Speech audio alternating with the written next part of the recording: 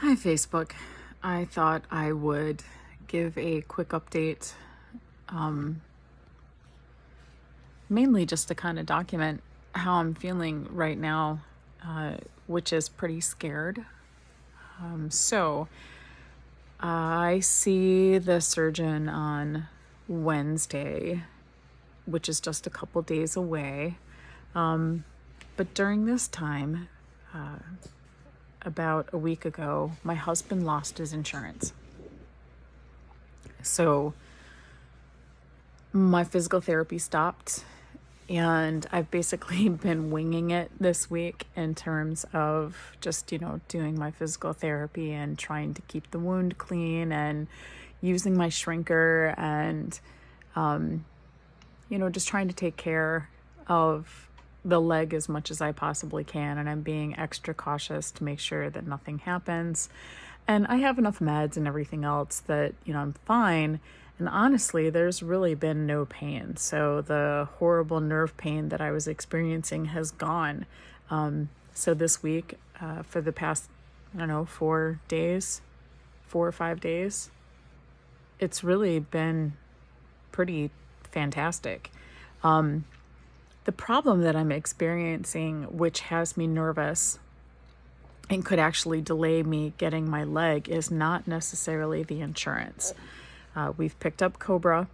My husband has a new job, so we have to wait 72 days for the next insurance to kick in, and they're switching us from one insurance company to another, and so that's why the change. It also means that I'm about to lose a lot of my doctors because my doctors don't currently take the insurance that my husband is about to get. So there's just some scary, unsure things that, are a complete facet of the American medical system, and really nothing that we can do anything about right now. What has me nervous is that the sutures have come out of the leg and the stump is looking great, except for one part. There's a scab towards the medial side of the stump that has been there from the beginning. And since they took the sutures out, they put steri strips over it because it was open. It wasn't closing like the rest of the leg. Well, the steri strips came off and it was still open. So my physical therapist put new steri strips on. Well, then the insurance went away. And so I didn't have him looking at it. Just me and Noel have been taking care of it. Noel's a nurse, so and I've had a lot of first aid training and combat first aid training and all kinds of specialized first aid training just because of the type of jobs that I've done, plus the 10 deployments in Iraq. So I've been doing a lot of wound care and just watching it. Now, I wasn't necessarily concerned. There was seepage, and every time I put the shrinker on, there was a lot of fluid that was still coming out, but that's the purpose of the shrinker, is to push the edema out. And you're trying to get your leg to look a certain way. You want it to be smaller, more tubular in shape. They don't want any of the stitched areas to be pointed, so what they refer to as dog ears. They want all of that gone. So in terms of the shaping on the leg is fantastic. It's just that this one area, I was trying to let the scab dry out to make sure that the scab was closed, but it really wasn't drying out. Anytime we would take the steri strips off, it would open up again.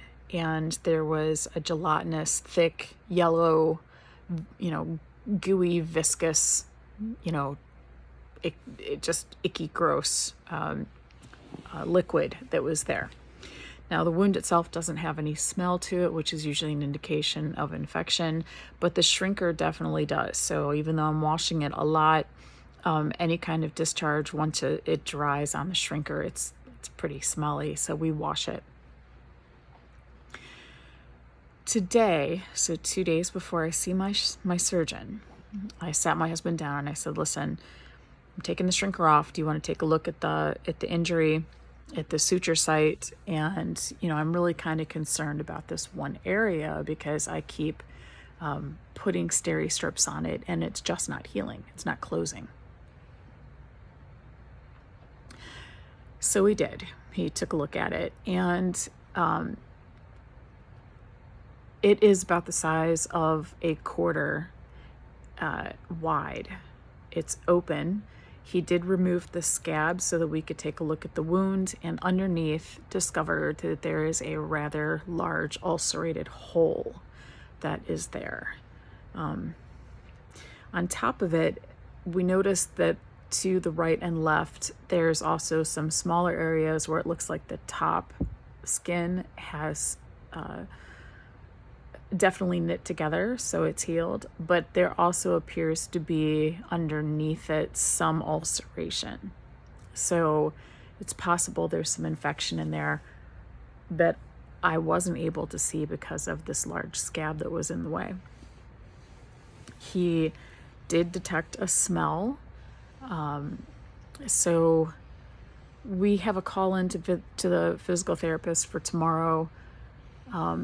But since he cleaned it, it's now like incredibly painful.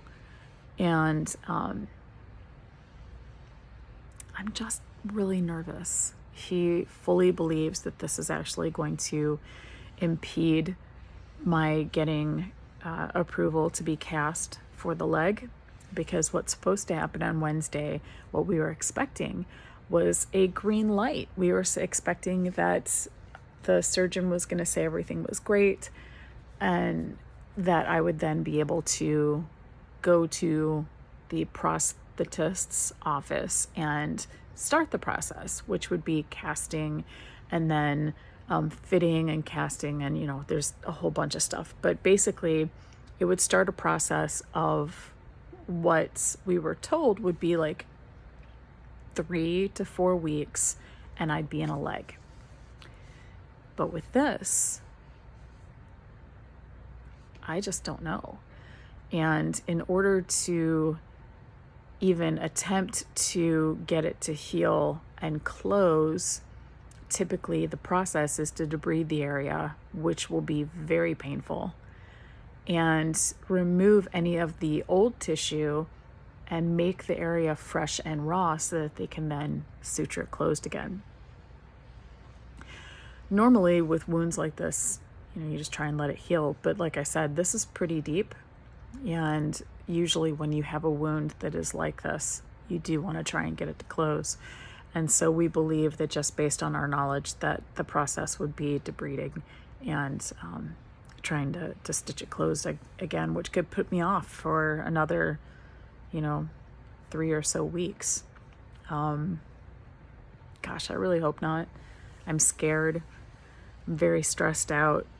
I'm even more stressed out at the idea that there might be infection. It's almost like this entire process has been too easy. It's been relatively pain-free. I mean, in the grand scheme of things, this entire surgical process has been amazing.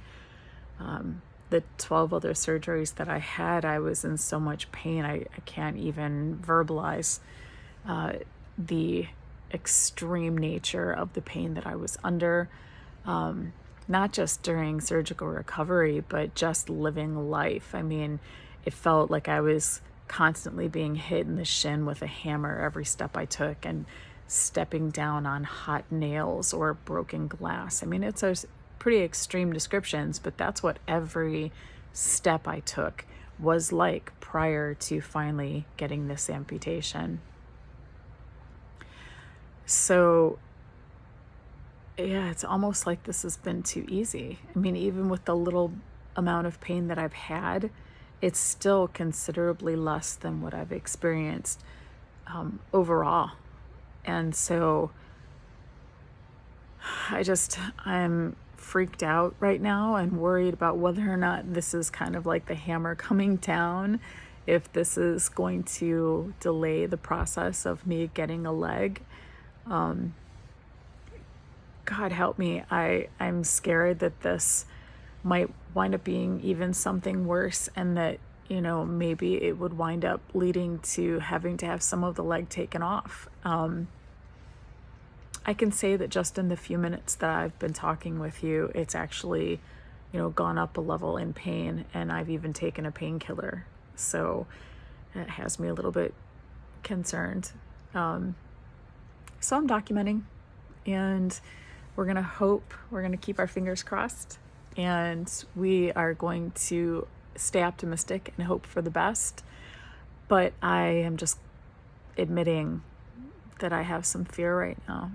So I'm hoping that the next time I update you, it'll be with really, really good news, and maybe a little bit of eyeliner and blush. I don't know. But I'm going to hope for the best and be prepared for anything that comes my way. But man, after seeing that hole in my leg today, that was pretty rough. So send good vibes, say prayers, whatever it is that you do. I appreciate it. And I'll let you know after I see Dr. Cooper what the outcome is. And like I said, I'm going to hope for the best. Yeah, it's all part of the process. It's all part of the process. So we're going to hope for good things. All right? Okay. I will talk to you soon then, and I hope you have a fantastic week in the meantime. Bye-bye.